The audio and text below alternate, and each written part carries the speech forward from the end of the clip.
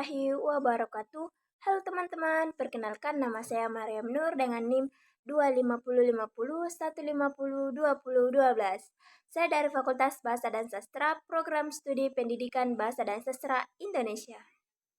Nah, teman-teman, di sini saya akan membahas apa itu suprasegmental. Teman-teman harus mengetahui apa sih itu suprasegmental. Nah, suprasegmental itu ya, teman-teman, adalah aspek bunyi bahasa yang berada di atas satuan bunyi kecil dan mengaruhi keseluruhan suku kata, frasa, atau kalimat. Jika bunyi segmental membahas bunyi-bunyi individual seperti P, A, M, maka suprasegmental membahas cara bunyi itu diucapkan dalam satu konteks yang lebih luas. Secara sederhananya teman-teman, suprasegmental sama dengan unsur bunyi yang tidak berdiri sendiri tetapi mengiringi dan memengaruhi rangkaian bunyi. Nah, teman-teman, di sini juga saya akan menjelaskan 5 unsur dari suprasegmental. Adapun 5 unsur yang ingin saya jelaskan, yang pertama itu ada nada, yang kedua tekanan, yang ketiga itu durasi, yang keempat jeda, dan yang kelima itu adalah intonasi. Di sini saya akan menjelaskan unsur yang pertama dari suprasegmental. Ya, unsur yang pertama adalah nada. Nada dalam fonologi adalah tinggi rendahnya tekanan udara dalam bunyi ujaran yang dihasilkan oleh getaran pita suara sehingga membedakan makna kata atau suku kata dalam suatu bahasa. Nada berhubungan dengan frekuensi getaran suara dalam beberapa bahasa misalnya Mandarin dan Vietnam. Perbedaan nada pada suku kata yang sama dapat menghasilkan makna yang berbeda. Nah, teman-teman, di sini saya akan memberikan 2 contoh kalimat yang membedakan dengan nada tinggi dan rendah. Seperti itu, contoh yang pertama itu seperti kalimat kamu sudah makan. Kalau diberi nada rendah, berarti pertanyaan biasa. Seperti itu, kamu sudah makan. Dengan nada turun di akhir. Kalau nada tingginya itu seperti pertanyaan, kamu sudah makan? Nada naik di akhir. Contoh yang kedua itu teman-teman yaitu di sana. Kalau kita memberikan nada rendah berarti menjawabnya dengan tegas. Seperti di sana, nada turun menunjukkan kepastian.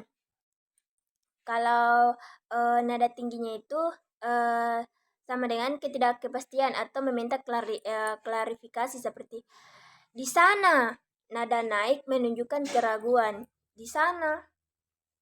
Nah, saya akan mendemonstrasikan secara langsung ucapan kalimat dengan nada berbeda.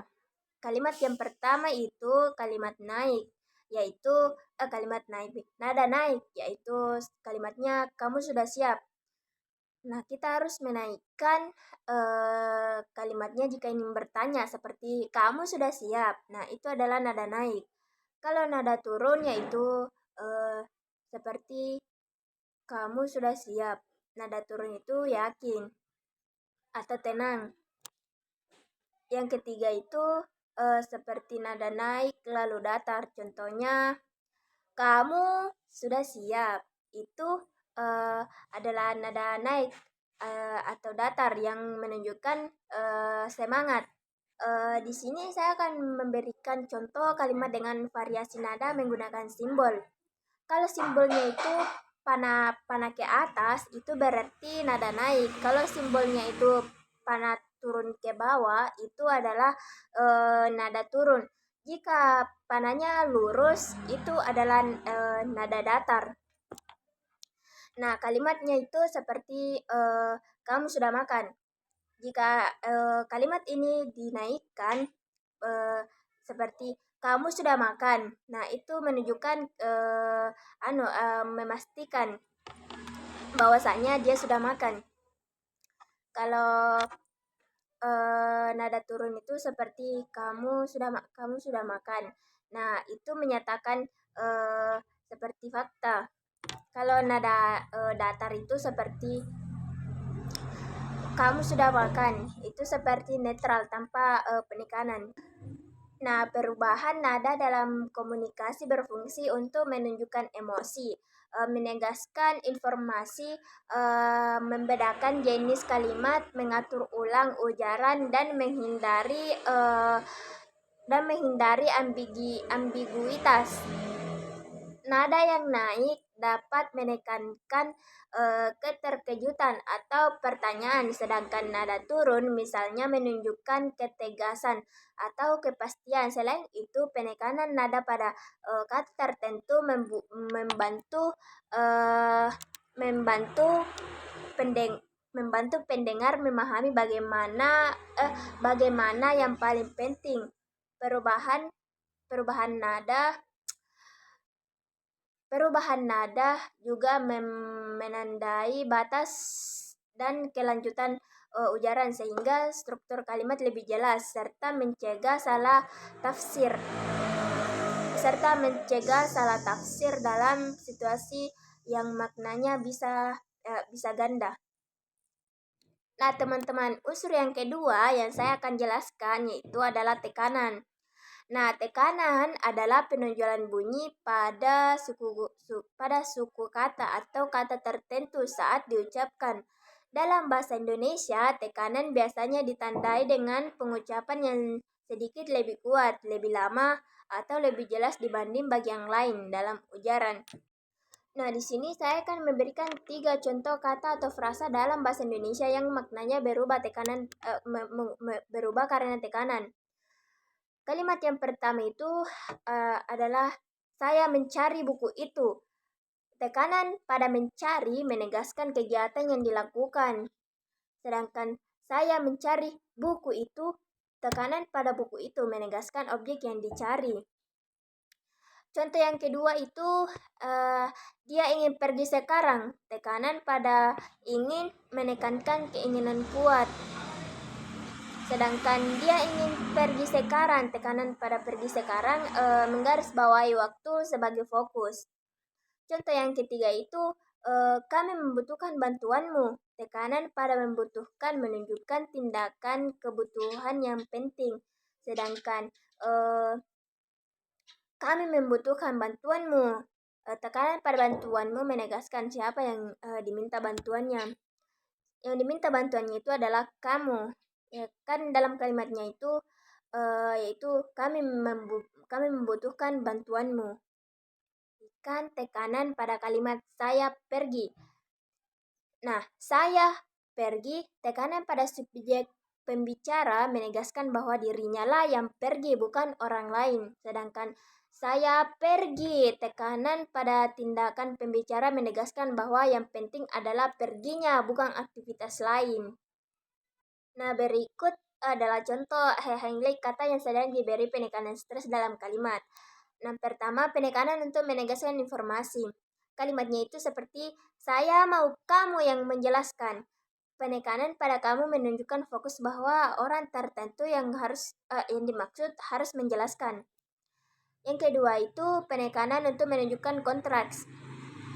Ini bukan punya dia, ini punya saya. Penekanan pada saya memberikan makna kontras. Yang ketiga itu penekanan untuk menunjukkan emosi. Saya benar-benar marah sekarang. Penekanan pada marah menunjukkan intensitas emosi. Yang keempat itu penekanan untuk menunjukkan bagian terpenting. Yang kalimatnya itu seperti yang harus kamu ingat adalah kesimpulannya. Penekanan memperjelas informasi paling penting. Yang kelima itu atau yang terakhir adalah penekanan dalam pertanyaan. Kalimatnya itu seperti kamu tadi ketemu siapa? Nada naik dan henglik pada siapa menandai fokusnya pertanyaan. Dampak tekanan stres dalam kalimat berfungsi menentukan bagaimana yang menjadi fokus makna. Ketika sebuah kata diberi tekanan, pendengar menangkapnya sebagai informasi paling penting. Perubahan letak tekanan juga dapat mengubah maksud kalimat meskipun susunan katanya sama. Selain itu, tekanan membantu menunjukkan kontras, menegaskan informasi, serta mengarahkan pendengar pada informasi baru atau bagian yang harus diperhatikan dalam percakapan.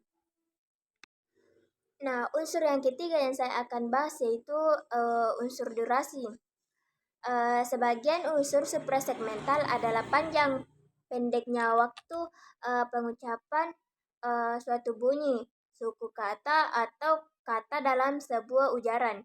Saya akan memberikan 3 contoh kata bahasa Indonesia yang vokalnya dapat dipanjangkan atau dipendekkan untuk menunjukkan penekanan makna walaupun tidak mengubah arti leksikal tetapi mengubah nuansa atau emosinya.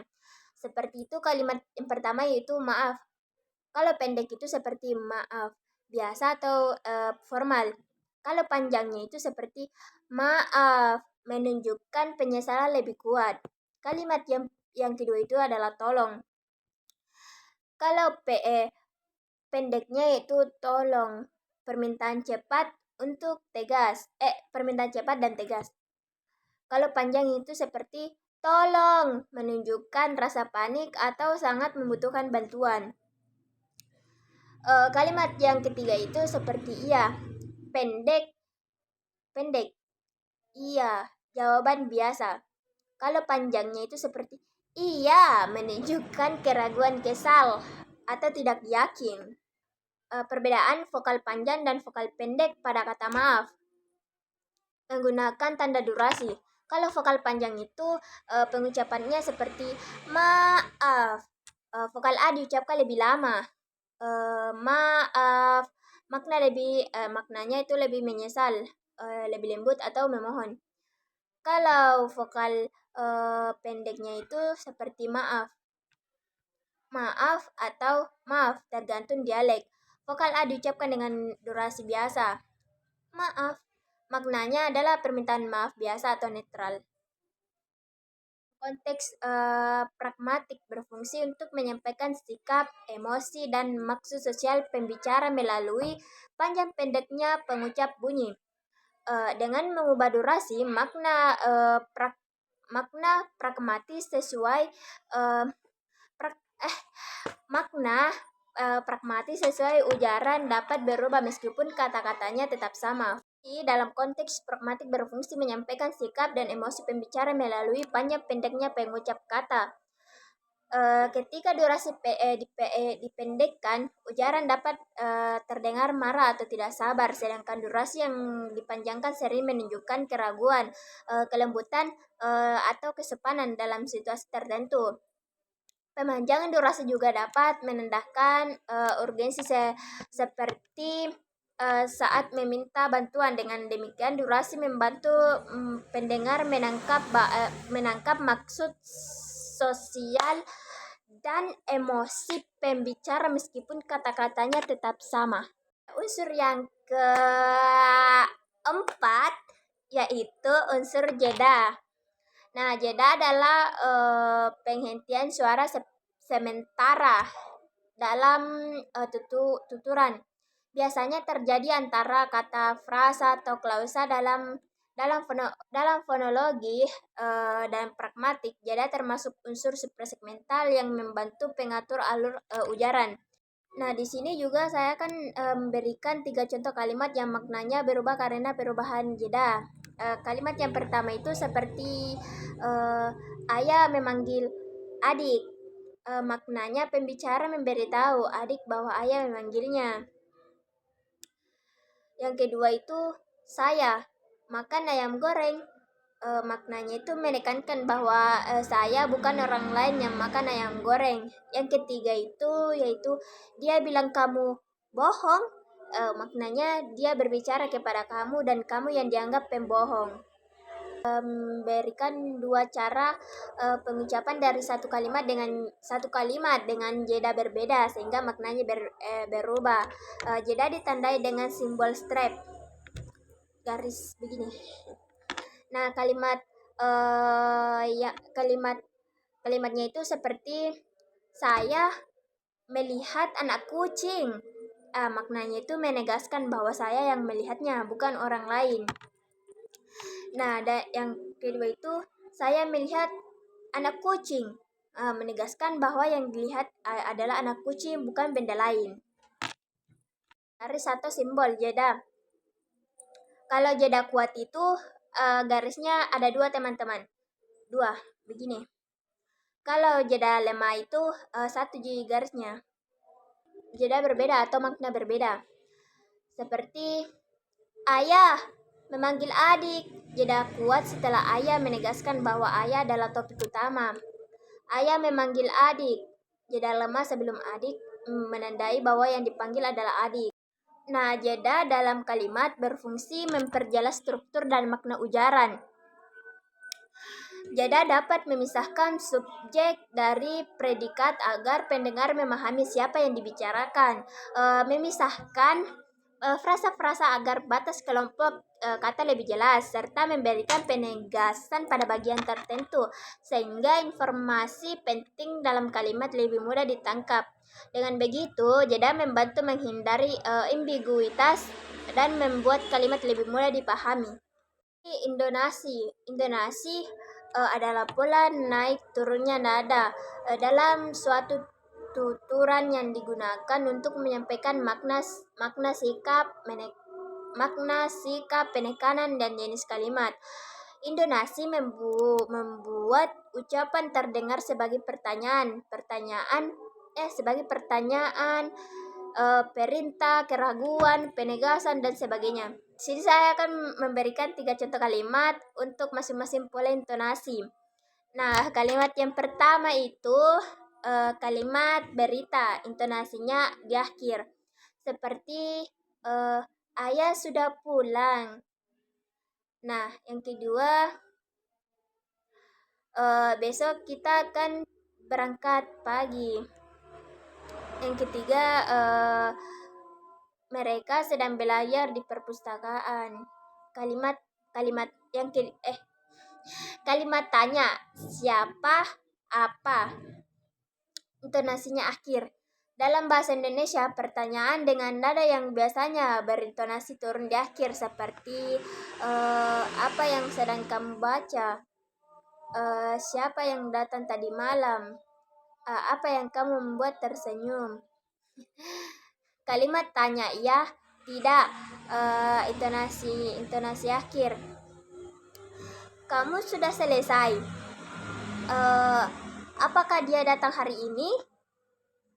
Kamu mau ikut dengan kami? Itu 3 contoh dari kalimat untuk masing-masing pola intonasi. Berikut adalah demonstrasi pengucapan tiap pola intonasi menggunakan simbol nada naik, turun, dan datar agar terdengar seperti cara pengucapannya. Kalimat yang pertama adalah kalimat berita atau nadanya itu turun. Contohnya itu ayah sudah pulang. Ayah sudah pulang. Nada turun lembut pada suku kata terakhir lang. Yang kedua itu kalimat tanya. Apa, siapa.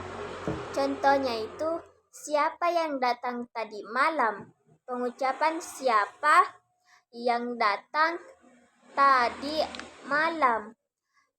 Nada tetap turun di akhir karena ini pertanyaan dengan kata tanya. Yang ketiga kalimat tanya iya, tidak dengan nada naik. Kamu sudah selesai. Kamu sudah selesai. Kamu sudah selesai. Nada naik pada suku kata terakhir say. Nah, berikut intonasi berperan penting dalam pengubahan jenis dan makna suatu kalimat karena perubahan naik turunnya nada dapat membuat suatu susunan kata memiliki fungsi berbeda. Itulah tadi kejelasan mengenai suprasegmental dan 5 unsurnya yang telah saya jelaskan. Nah, adapun kesimpulan dari kelima unsur ini yaitu nada menunjukkan tinggi rendah bunyi yang membantu ekspresikan sikap untuk membedakan jenis kalimat. tekanan adalah penegasan pada suku kata atau kata tertentu untuk menonjolkan makna penting, sedangkan durasi mengacu pada panjang pendeknya pengucap bunyi yang dan dapat muncul perbedaan makna atau penekanan. Jeda merupakan hentian singkat dalam ujaran yang berfungsi memisahkan bagian-bagian kalimat agar maknanya jelas, sedangkan intonasi adalah pola naik turun nada dalam satu kalimat penuh yang menentukan apakah ujaran terdengar sebagai berita tanya, perintah atau penegasan. Nah, itulah sekian yang dapat saya sampaikan. Kurang dan lebihnya mohon dimaafkan. Wabillahi taufiq wal hidayah. Wassalamualaikum warahmatullahi wabarakatuh. Bye bye.